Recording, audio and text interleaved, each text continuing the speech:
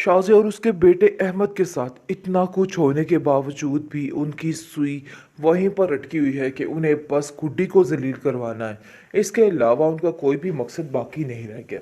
मुझे तो अहमद की समझ नहीं आती, इतनी दफ़ा इस स्वीटी के हाथों ज़लील हुआ है और पता नहीं कहाँ कहाँ तक नौबत पहुँच गई, लेकिन इस लड़के की अक्ल टिकाने नहीं आई और इसका दिमाग वहीं का वहीं रहा, क्योंकि इसने भी कोई कसर नहीं छोड़ी है इस गुड्डी को बुरा बनाने की, क्योंकि वो जानता है कि उसका बाप हर दफ़ा गुड्डी की साइड लेता है और कहता है कि नहीं, गुड्डी बहुत मासूम है, गुड्डी ये सब कुछ नहीं कर सकती। ये बात तो शाज़िया को भी खुटकती है और सब घर वालों को खुटकती है, लेकिन अफसोस शाज़िया आगे से कुछ कह नहीं सकती है।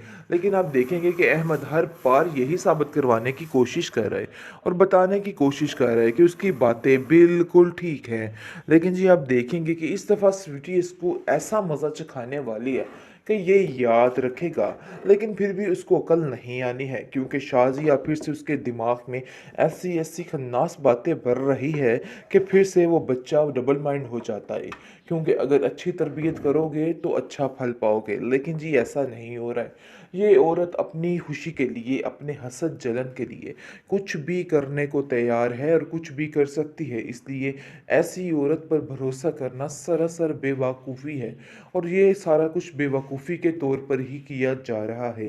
लेकिन आप देखेंगे कि गुड्डी ने जो सारा कुछ बता दिया है हमज़ा को, वो उसके लिए बहुत ही बड़ी बात है, क्योंकि वो जानती है कि खाला जान उसकी बहुत ज़्यादा परेशान है और वो उनका साथ देने के लिए हमेशा हमेशा से तैयार बैठी होती है, क्योंकि वो जानती है कि ये लोग सब उनके दुश्मन हैं और कहीं न कहीं खाला उससे बहुत ज़्यादा प्यार करती है, क्योंकि उसने अपने घर में रह के देख लिया है और अहमद ने जो उसका हाल किया है वो जानती है, लेकिन वो तंग आ चुकी है इन सब चीज़ों से।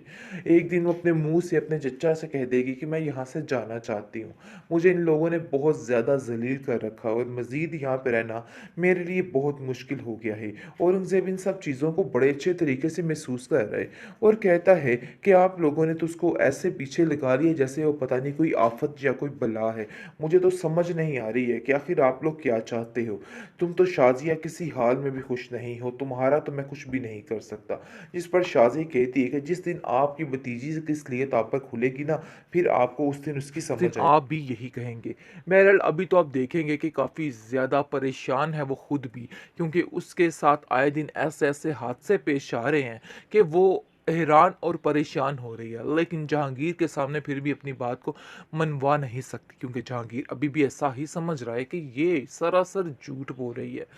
आप देखेंगे बहुत परेशानी के आलम में बेचारी बार-बार जहांगीर से कह रही है कि मेरी बात का यकीन कीजिए, मैंने ऐसा कुछ भी नहीं किया, बल्कि मैं आपसे जो-जो बात कह रही हूँ, वो सरासर हकीकत है और सरासर सच है। पता नहीं क्यों आपको मेरी बातों का कोई यकीन नहीं आ रहा है। लेकिन शाज़िया की बात का कोई भी यकीन नहीं कर रहा। आए दिन शाज़िया की तबीयत बहुत ज़्यादा बिगड़ती जा रही है और नासिर इसको समझाता है कि आपी मैं आपसे बस यही कहना चाहता हूँ कि आप गुड्डी के बारे में जो आपके दिल में है वो निकाल दें, क्योंकि जब तक ये बातें आप दिल में रखेंगी, मुझे नहीं लगता है कि आपका कुछ भी हो सकता है। आपके साथ ऐसा ही होगा, मैं आपको यही समझाने की कोशिश कर रहा हूँ। लेकिन न जाने क्यों आप मेरी बात का यकीन ही नहीं कर रही हैं। जिस पर आप देखेंगे कि गुड्डी कहती है कि मुझे किसी से कोई गिला, कोई शिकायत नहीं है। इसलिए बेहतर यही है कि आप उनको उनके हाल पे छोड़ दीजिए। वक़्त उनको खुद बता देगा कि वो गलत कर रही हैं। अभी वो उन चीज़ों को नहीं समझ रही हैं। लेकिन जब उनको पता चलेगा कि वाक़ई में वो गलत कर रही हैं, फिर उनको एहसास हो जाएगा। इसलिए उनको ऐसा कहने की कोई भी ज़रूरत नहीं है, तो वो मेरी आखिर चच्ची जान ही। ट्रॉमा सर्कल गुड्डी के नेक्स्ट एपिसोड में आप देखेंगे कि किस तरीके से गुड्डी की गुड्डी को जलाया जा रहा है और जलाने से पहले ही ऐसे ऐसे नज़ारे सामने आएंगे कि अकल दंग रह जाएगी, क्योंकि जैसा कि हम देख रहे थे कि ड्रामा बोरिंग हो रहा है, लेकिन ऐसा नहीं है। ये एपिसोड्स के बाद देखिएगा किस तरीके से ये ड्रामा उछलेगा। जैसा कि आप देख रहे हैं कि गुड्डी काफ़ी परेशान है और उसको समझ आ चुकी है कि मेरी स्वीटी के साथ ये लोग कुछ भी ठीक नहीं करेंगे।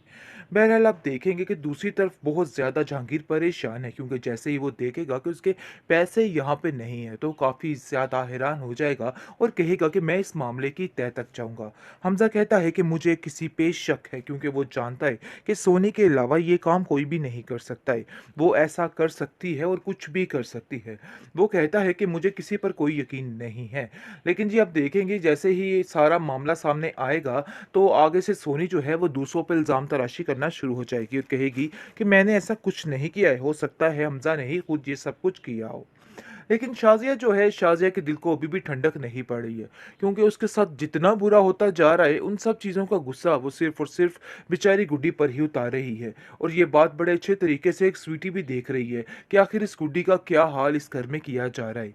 लेकिन आप देखेंगे फ़ातिमा आंटी गुड्डी से कहती है कि गुड्डी, तुम उन लोगों के साथ कैसे रह सकती हो? वो लोग तुम पर इतना ज़ुल्म करते हैं, इतना बुरा-भला कहते हैं, आखिर तुम्हारा इतना जिगरा कहाँ से आया? कैसे तुम इनकी ये कड़वी कसीली बातों को बर्दाश्त कर लेती हो? मुझे तो इस बात की समझ नहीं आती। जिस पर गुड्डी कहती है कि मेरे पास और कोई ठिकाना नहीं और कोई ऑप्शन नहीं है। आखिर मैं कैसे इनकी बातों पे यकीन ना करूं या इनके आगे कुछ ना बोलूं। आगे से आप देखेंगे कि शाज़िया कहती है कि मुझे ऐसा लगता है कि तुम्हारी ज़ुबान जो दिन ब दिन बढ़ती जा रही है, ये किसी की शय पे बढ़ती जा रही है। तुम्हारा मैं बंद करती हूँ फातिमा आंटी की तरफ जाना, क्योंकि मुझे लग रहा है कि सारा मामला वहीं से ख़राब हो रहा है। जिस पर गुड्डी कहती है कि वो तो मुझे कुछ भी नहीं कहती है।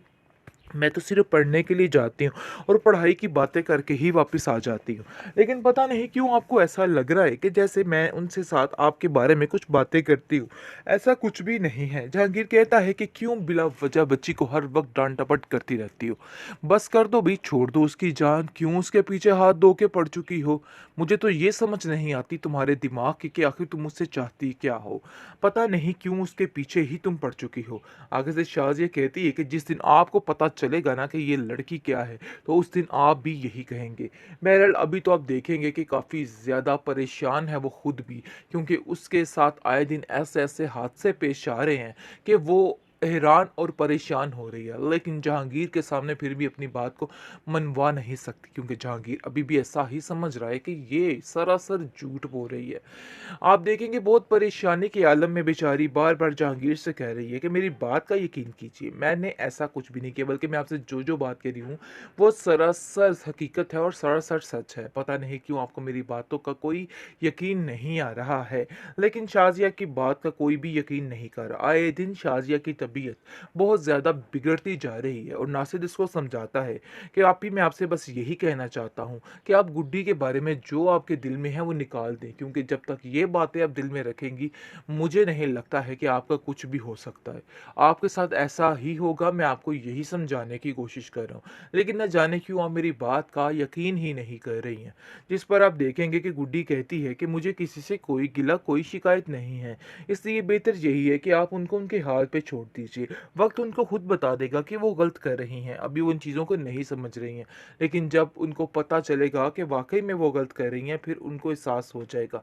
इसलिए उनको ऐसा कहने की कोई भी ज़रूरत नहीं है, तो वो मेरी आखिर चच्ची जान ही।